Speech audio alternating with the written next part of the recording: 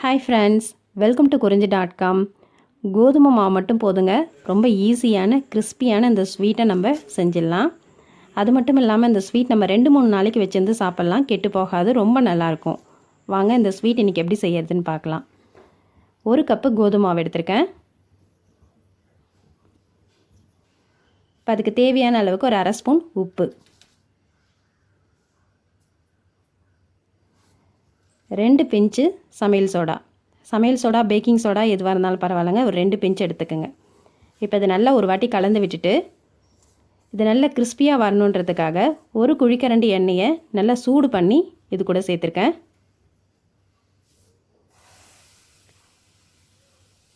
இப்போ மாவு நல்லா சூடாக இருக்கும், அதனால் நீங்கள் ஒரு கரண்டி வச்சு கலந்து விடுங்க.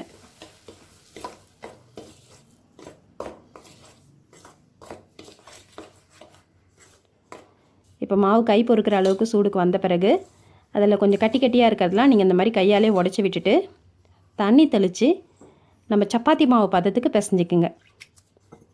மாவு நீங்கள் நல்லா டைட்டாக பிசைஞ்சிக்கணும், லூஸாக பிசைஞ்சிங்கன்னா எண்ணெய் குடிக்கும். இது நல்லா கெட்டியமாக பிசைஞ்சால் தான் நமக்கு உருட்டுறதுக்கும் ரொம்ப ஈஸியாக இருக்கும்.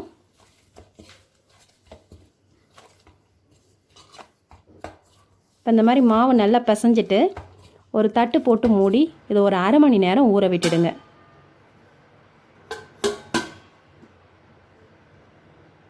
இப்போ இந்த மாவு 1/2 மணி நேரத்துக்கு மேலேயே ஊறிடுச்சு. இப்போ இதை எடுத்து திரும்ப நல்லா பிசைஞ்சிக்கலாம். இந்த மாதிரி நம்ம அழுத்தம் கொடுத்து பிசையும் போது நமக்கு அந்த ஸ்வீட் வந்து நல்லா கிறிஸ்பியாகவும் லேயராகவும் வரும், நல்லாயிருக்கும், ரொம்ப சாப்பிட்றதுக்கு ரொம்ப நல்லா இருக்குங்க இது. இப்போ நம்ம பூரிக்கு எந்த அளவுக்கு மாவு எடுப்போமோ அந்தளவுக்கு மாவு எடுத்து இதை உருட்டிக்குங்க. இப்போ இந்த மாதிரி எல்லா மாவையும் நம்ம இந்த மாதிரி சின்ன சின்னதாக உருட்டி எடுத்துக்கலாம்.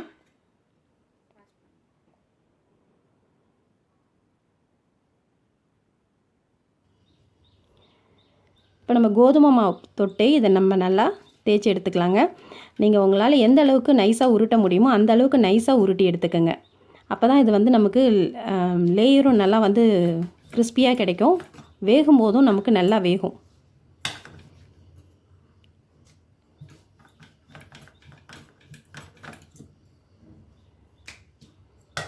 நல்லா இந்த அளவுக்கு மெலிசாக உருட்டிக்குங்க.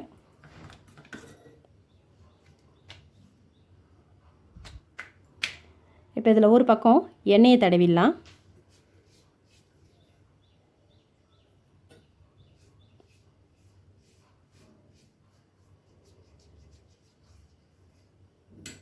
இது மேலே கொஞ்சமாக மாவு தூவி நம்ம சம்சாவுக்கு மடிப்போம் இல்லைங்களா, அந்த மாதிரி 2ஆக மடித்து திரும்ப ஒரு மடிச்சிடுங்க. இதை நீங்கள் மைதா வச்சு ஒட்டணும்னு அது மாதிரி எந்த அவசியமும் இல்லைங்க. இதை நீங்கள் நார்மலாக மடித்தாலே போதும். இது வேகும்போது கூட பிரிஞ்சு வராது, எண்ணெயில் வேகும்போது இது அப்படியே தான் இருக்கும். இப்போ இதேமாரியே நம்ம எல்லா மாவும் உருட்டிட்டு எண்ணெய் தடவி மாவு போட்டு மடித்து எடுத்து வச்சுக்கலாம். ரொம்ப ஈஸியான ஒரு ஸ்வீட்டுங்க இது, வீட்டில் சட்டுன்னு செஞ்சிடலாம்.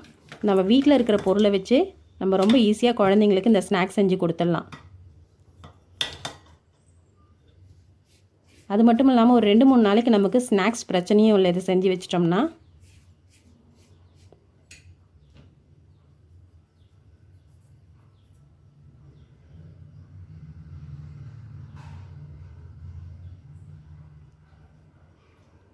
இப்போ இதே மாதிரியே நம்ம எல்லா மாவும் உருட்டி எடுத்தாச்சு. இப்போ இதுக்கு வந்து எண்ணெயோட சூடு எப்படி இருக்குன்னு கேட்டிங்கன்னா, நீங்கள் மீடியம் ஃப்ளேமில் வச்சு இது பொரித்து எடுக்கணும். ஹை ஃப்ளேமில் வச்சிங்கன்னா உங்களுக்கு மேலே ஃபுல்லாக நல்லா வந்து கிறிஸ்பியாக இருக்கும், உள்ளே வந்து வேகாமல் இருக்கும். மீடியம் ஃப்ளேமில் வச்சு பொரிக்கும் போது தான் உங்களுக்கு உள்ளேயும் நல்லா வெந்து இது நல்லா கிறிஸ்பியாக கிடைக்கும். ரொம்ப லோ ஃப்ளேமில் வச்சிட்டிங்கனாலும் எண்ணெய் குடிக்கும், அதனால் மீடியம் ஃப்ளேமில் வச்சு இதை பொரித்து எடுத்துக்குங்க. இது நல்ல ஒரு கோல்டன் கலருக்கு வரும், அப்போ எடுத்துக்கலாம் இதை நம்ம.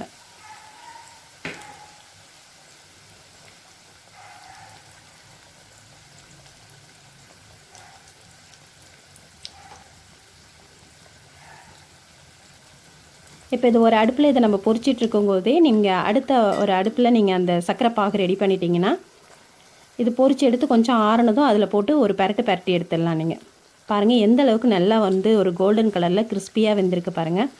நம்ம அந்த சூடான எண்ணெய் ஊற்றுனதுனால இந்த மாவு மேலே இந்த மாதிரி பொரியாக வரும், இது நல்லா கிறிஸ்பினஸ் கிடைக்கும் நமக்கு. நல்லா இந்த கலருக்கு வந்த பிறகு நீங்கள் எடுத்துருங்க.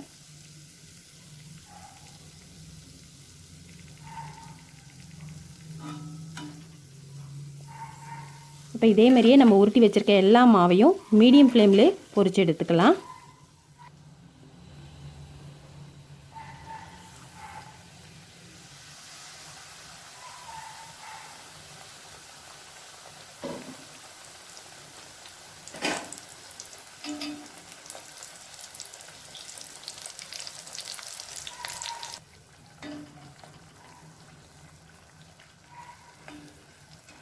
கொஞ்சம் கூட அந்த எண்ணெயில் சலசலப்பே இருக்கக்கூடாது. அந்த அளவுக்கு நல்ல கிறிஸ்பியாக வெந்ததுக்கப்புறமா நம்ம எடுத்துடலாம்.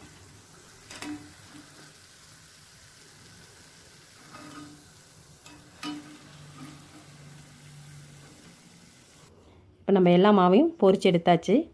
பாருங்கள் எந்த அளவுக்கு லேயர் லேயராக ரொம்ப கிறிஸ்பியாக வந்திருக்கு பாருங்கள். நம்ம எண்ணெயை அந்த மாதிரி சூடு பண்ணி ஊற்றுறதுனாலையும் மீடியம் ஃப்ளேமில் வச்சு பொரிக்கிறதுனாலேயும் தாங்க இந்த மாதிரி கிறிஸ்பினஸோடு கிடைக்கும். இது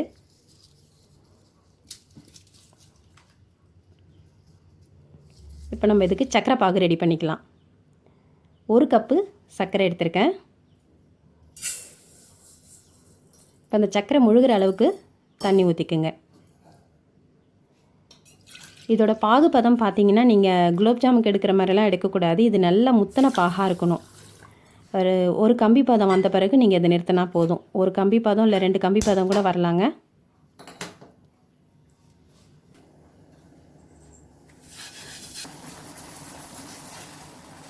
நீங்கள் பாகு பதம் வந்து இந்த இளம்பாகாக எடுத்துட்டிங்கன்னா நீங்கள் போட்ட உடனே அது ஊறிடும். உங்களுக்கு அந்த கிறிஸ்பினஸ் கிடைக்காது. நல்ல முத்தன பாகாக எடுத்தால் தான் அதுக்கு மேலே நல்லா ஒயிட்டாக அது பூத்துக்கிட்டு 2-3 நாளை வரைக்குமே அந்த கிறிஸ்பினஸ் மாறாமல் அப்படியே இருக்கும் நமக்கு. இப்போ இதில் கொஞ்சமாக ஏலக்காய் தூள் சேர்த்துருக்கேன். பாருங்கள் பாகு நல்லா நமக்கு கம்பி பதம் வந்ததுக்கப்புறம் தான் நான் நிறுத்தியிருக்கேன். இப்போ இதில் ஊற வைக்கணும்னு அவசியம் இல்லை. ஒன்று ஒன்றா எடுத்து பெரட்டி எடுத்து வச்சுருங்க. இது இப்பயே சாப்பிட்றதுக்கும் ரொம்ப நல்லாயிருக்கும். இதை நீங்கள் ஆற வச்சு சாப்பிடும்போது இது மேலே இந்த சக்கரைலாம் வந்து நல்லா பூத்துட்டு ரொம்ப நல்லாயிருக்குங்க. நீங்களும் உங்கள் வீட்டில் இந்த ஸ்வீட் செஞ்சு பாருங்கள். செஞ்சு பார்த்துட்டு எப்படி இருந்ததுன்னு உங்கள் கமெண்ட் பாக்ஸில் கொடுங்க. இந்த வீடியோ உங்களுக்கு பிடிச்சிருந்ததுன்னா லைக் பண்ணுங்கள், ஷேர் பண்ணுங்கள், சப்ஸ்கிரைப் பண்ணுங்கள். உங்கள் ஃப்ரெண்ட்ஸ் அண்ட் ரிலேட்டிவ்ஸோடு இந்த வீடியோவை ஷேர் பண்ணிக்கோங்க. நன்றி, வணக்கம்.